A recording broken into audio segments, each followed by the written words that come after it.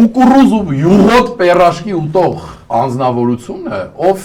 3-4 անգամ կծելուց չի ուտում, մի հատ կծում է, պրծնում է պերաշկին կամ կալուբնիկը, չգիտեմ, ասենք, մեծ այսքան կալոր, ասում է, ես այդ աճեցրած ձկները չեմ ուտում,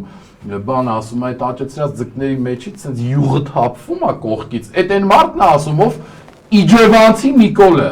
ով ուղիղ եթերով խոզի կաշին հենց էր քերթում, ասենք, մի 7-8 սլո յուղ կարա թե, ուղիղ եթերով, այդ այն ազնվորությունն է ասում, ով ժեշտից, ափսեից նոր տարում կնգահետ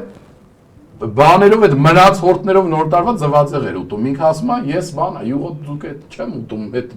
վրոց ինքը հենց բարձր մակարդակի սնունդ ուտող է և դրա մյուս կողմն էլ կա, որովհետև ինքը այդ ամեն ինչը այդ իմ թվարկածը անում է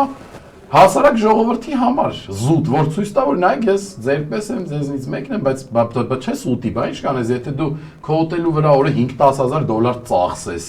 բա դու կուտես այնց բաներ, որ հասարակ ժողովուրդը չի կարող անում, դրան Արտուր Դանիելյանը էջին գրել էր, իր էջին գրելուց եմ հիմա ասում, որ եթե դու օրը $5,000 քո ուտելու վրա ես ծախսում, դու պետք է յուղոտ աճացրած ձուկ ուտես կամ